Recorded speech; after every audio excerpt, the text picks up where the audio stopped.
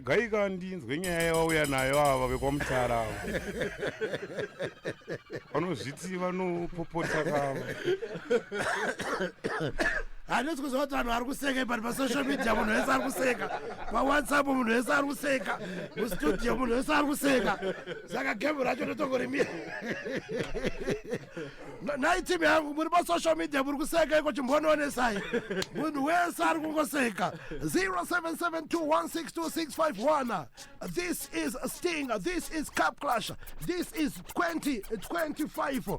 Chimbonoonesai timu yangu, anoenda nechimuti ndiani? Chimbononesa itaura siya rhythm richenda kutana manombotaura nevanhu. Ndionesa timu yangu. Manzwira waita sofa anoenda nechimuti ndiani?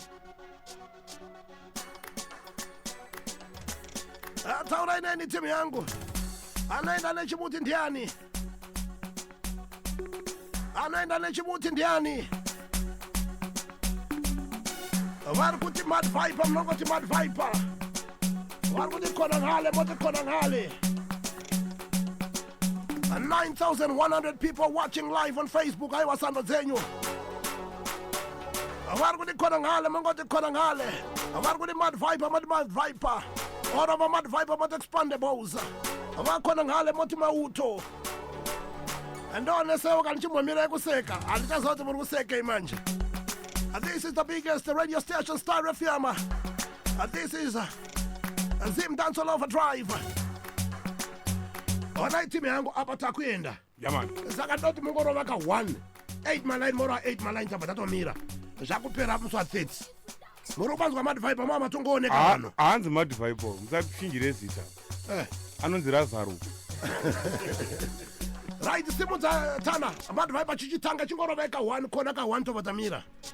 Capital Action, hanzi Lazaro.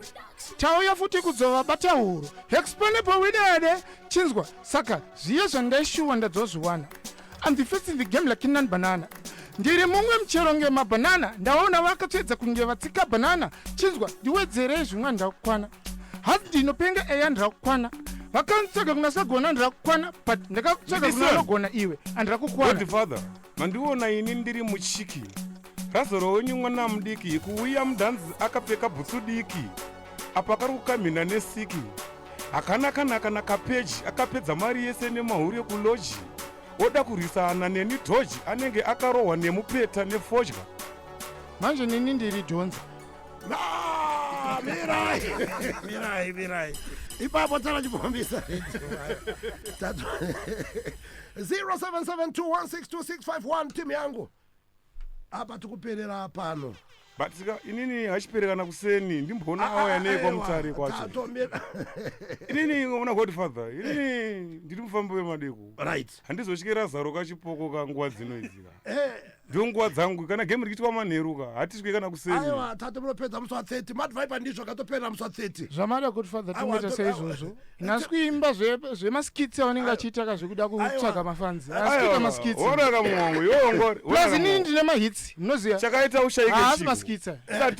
Chata kukanganwa kutobvunza mwana kuti unomuziva here Lazaro anoti harisi kukuziva. Awa chimirai. Yes. Next job is that